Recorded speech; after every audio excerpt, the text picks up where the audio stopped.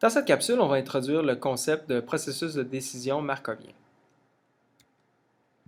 Alors, dans cette partie du cours, on va premièrement, évidemment, définir ce qu'est un processus de décision markovien. Ça va nous amener à définir les notions de plan ou de politique, ainsi que de la valeur d'un plan ou d'une politique.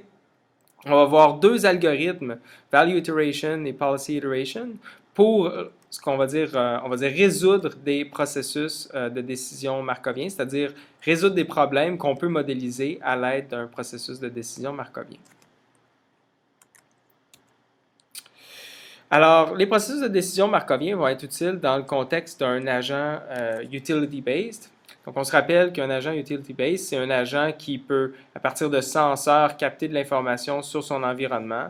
À partir de ça, va essayer de mettre à jour son estimation de l'état de l'environnement. Puis, étant donné ses connaissances sur comment le monde évolue, puis quelles sont les conséquences de ses actions, va essayer de maximiser une utilité interne afin de déterminer quelle devrait être l'action qu'il prendrait, ce qui va déclencher donc une certaine façon d'interagir, donc certaines actions à entreprendre sur son environnement. Et avec les processus de décision markovien, donc c'est un outil mathématique pour modéliser ce genre de comportement-là et ce genre d'environnement-là. On veut prendre des actions. Et entre autres, ça va nous permettre d'incorporer le fait que peut-être qu'on ne sait pas exactement quels seront les effets de nos actions. Peut-être qu'on a de l'incertitude par rapport à l'effet de nos actions.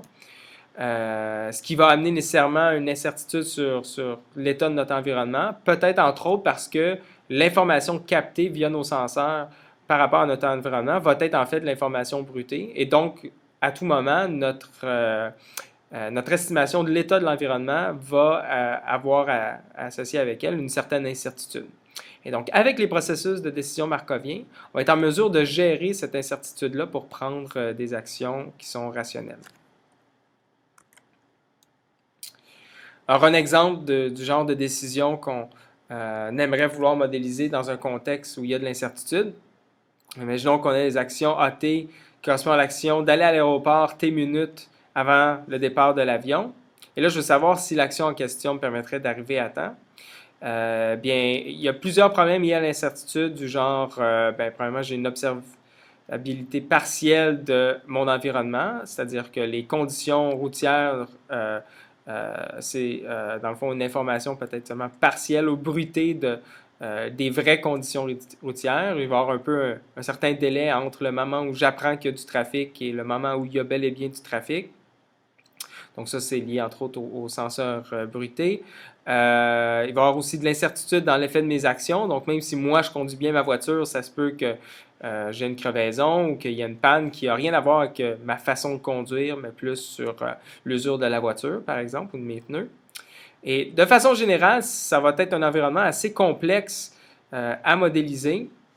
Et avec les processus de décision markovien, on va faire certaines hypothèses qui vont simplifier le modèle, simplifier notre modélisation de l'environnement, puis qui va nous permettre quand même de le modéliser de façon satisfaisante pour prendre de bonnes décisions puis résoudre des problèmes intéressants.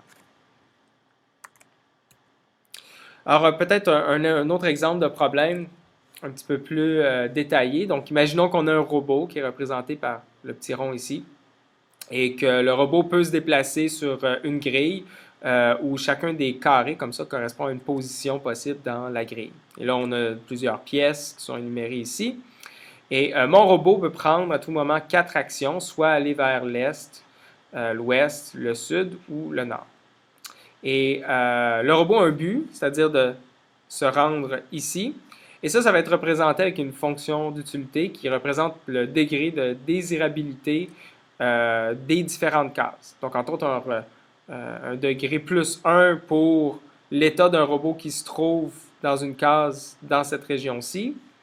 0 s'il se trouve nulle part ailleurs, sauf à certains endroits comme ça qui pourraient correspondre à des cases où il y a des obstacles puis qu'on voudrait que le robot évite, dans lequel cas on aurait un degré de désirabilité négatif.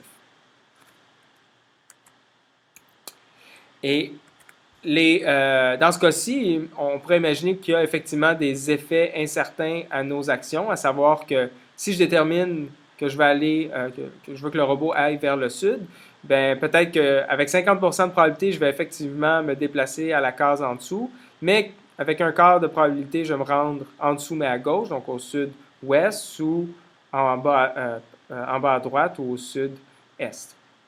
Et donc ça permettrait là, de représenter le fait que un vrai robot est quand même limité dans sa façon de déplacer, peut faire certaines erreurs. Et donc, on va voir que ce genre de notion-là, on va pouvoir l'incorporer dans un processus de décision markovien via des probabilités.